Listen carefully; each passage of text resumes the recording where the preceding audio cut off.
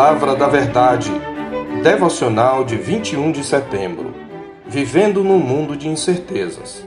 Aplicando-me a conhecer a sabedoria e a ver o trabalho que há sobre a terra, pois nem de dia nem de noite vê o homem sono nos seus olhos, então contemplei toda a obra de Deus e vi que o homem não pode compreender a obra que se faz debaixo do sol.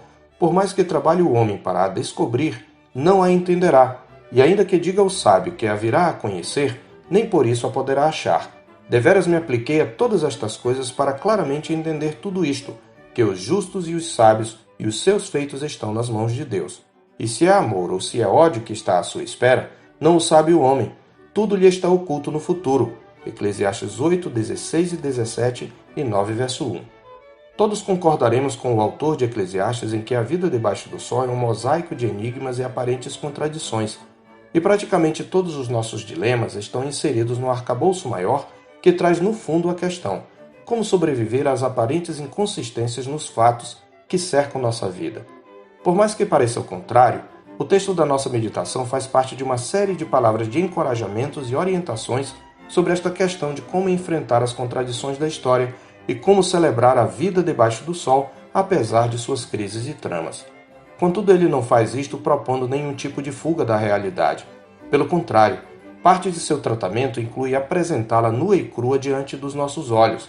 Essa parte de conselhos começou no capítulo 8. Dos versos 10 a 17 desse capítulo, o pregador tratou de uma dessas contradições, ou como ele chama vaidades, a injustiça. Neste capítulo 9, verso 1, o pregador apresenta outro mistério com o qual nos deparamos, a incerteza quanto ao futuro. Mas ele já havia nos preparado para esta outra verdade nos versículos 16 e 17 do capítulo 8, que servem como uma transição, encerrando o bloco anterior e iniciando este novo bloco. É só lermos os 3 versículos para percebermos que tratam da mesma verdade, os mistérios ou contradições da vida debaixo do sol e a incapacidade do homem de compreendê-los. Eis como ele expõe o dilema da incerteza quanto ao futuro. Deveras me apliquei a todas estas coisas para claramente entender tudo isto, que os justos e os sábios e os seus feitos estão nas mãos de Deus. E se é amor ou se é ódio que está à sua espera, não o sabe o homem. Tudo lhe está oculto no futuro. Capítulo 9, verso 1. Observe nos versos anteriores que o pregador se refere ao mesmo evento de 2 perspectivas. Primeiro, da perspectiva das ações humanas, quando ele menciona no verso 16 o trabalho que há sobre a terra e no verso 17b a obra que se faz debaixo do sol. E em segundo lugar, também da perspectiva da soberania e da providência divina, quando ele testemunha no verso 17a, contemplei toda a obra de Deus. Esta abordagem já nos ensina um grande princípio que nos leva à humildade, ao temor de Deus e, para aqueles que confiam no Senhor, ao consolo. E o princípio é: o que consideramos contradições são mistérios da providência que demonstram o caráter profundo e inescrutável da sabedoria de Deus, e essa sabedoria inescrutável produz efeitos distintos entre tolos e sábios. Em primeiro lugar, a incerteza quanto ao futuro traz cansaço e frustração para os tolos. É neste sentido que Salomão observa no capítulo 8, verso 16, que os problemas que o homem enfrenta e que são associados à sua incapacidade para encontrar sentido permanente na vida não lhe dão descanso nem de dia nem de noite. O pregador nos relembra do que já nos havia demonstrado no início do seu livro. No capítulo 2, verso 23, o pregador já havia declarado de maneira hiperbólica para enfatizar essa frustração, porque todos os seus dias são dores e o seu trabalho desgosto. Até de noite não descansa o seu coração. Também isto é vaidade. Consideramos esta uma declaração hiperbólica porque sabemos que, via de regra, nem todo o trabalho do tolo é desgosto.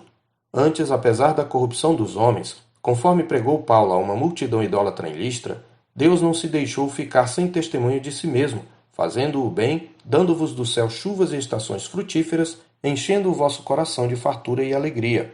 Atos 14, 17. Mas o que o pregador quer enfatizar é que quanto mais se busca a felicidade plena e o controle absoluto da vida debaixo do sol, maiores são a frustração e o cansaço. Em seu comentário de Eclesiastes, assim explica Michael Eaton o nosso texto: o trabalho duro, o esforço persistente, a perícia ou experiência, nada disto resolverá o mistério. Os sábios também se frustrarão. Implicitamente, Deus está nos advertindo em sua palavra que precisamos nos contentar em não saber tudo. Em segundo lugar, a mesma incerteza quanto ao futuro que traz cansaço e frustração para os tolos traz humildade, segurança e consolo para os piedosos, como está no capítulo 9, verso 1. Embora seja discreto e sutil, aqui é uma nota de consolo para os servos de Deus, que ele chama de justos e sábios. O pregador declara com convicção que a vida deles está nas mãos de Deus. Observe que, embora até aqui ele viesse falando daquilo que é nebuloso, quanto a esta verdade ele diz claramente entender tudo isto, ou seja, ele tem tal convicção sobre os justos e sábios, ainda que a vida deles esteja oculta aos olhos de todos os mortais, como ele mesmo declara ainda no mesmo verso. Se é amor ou se é ódio que está à sua espera, não o sabe o homem. De modo que, ainda que não saibam o que exatamente os aguarda no futuro, aceitando sua finitude manifestada na sua ignorância e impotência, os justos confiam na sábia providência. Creio que já ficou claro para nós a convicção do pregador de que, ainda que para os homens a vida seja passageira, misteriosa ou até mesmo contraditória, tudo está debaixo do controle soberano daquele que faz todas as coisas conforme o conselho da sua vontade. Resumindo, enquanto para os ímpios os mistérios e contradições da vida são motivo de ansiedade, os que temem a Deus sabem estar seguros nas mãos que governam soberanamente a história. Ainda que eles não saibam se é amor ou ódio que os espera no âmbito da história debaixo do sol, eles sabem em quem têm crido e estão bem certos que ele é poderoso para guardar o seu depósito até o dia final. Portanto, o impacto dessas verdades desconcertantes vai depender de quem você é e de qual sua relação com seu Criador. Se a essa altura da revelação esse servo de Deus tinha tal convicção, muito mais razões temos nós para nutrir tal confiança, pois vivemos no período após o evento para o qual essas verdades apontavam, a obra redentora de Cristo. Já trouxemos à memória em meditação anterior que, havendo feito a paz pelo sangue da sua cruz, Cristo reconciliou consigo mesmo todas as coisas, quer sobre a terra, quer nos céus, conforme Colossenses 1:20. Também fomos apercebidos de que o Evangelho de Deus nos desvendou o mistério da sua vontade, segundo o seu beneplácito que propusera em Cristo, de fazer convergir nele, na dispensação da plenitude dos tempos, todas as coisas, tanto as do céu como as da terra, conforme Efésios 1, 9 e 10. Quando alguém vem a Cristo, não deixa de ter perplexidades, frustrações ou mesmo cansaço na vida. Contudo, esta não será a tônica de sua história. Antes, uma mudança substancial ocorrerá em sua mente, pois o crente passa a viver por fé e não pelo que vê.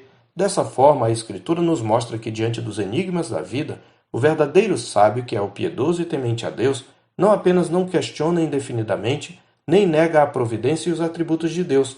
Antes, diante do mistério divino, ele se humilha e confia. Mais do que isto, ele celebra e adora.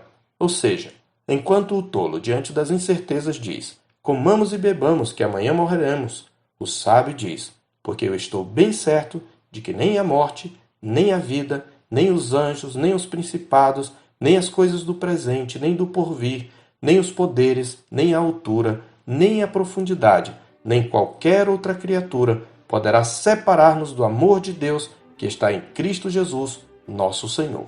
Eu sou o pastor Marcos Augusto, pastor da Terceira Igreja Presbiteriana de Boa Vista, em Roraima.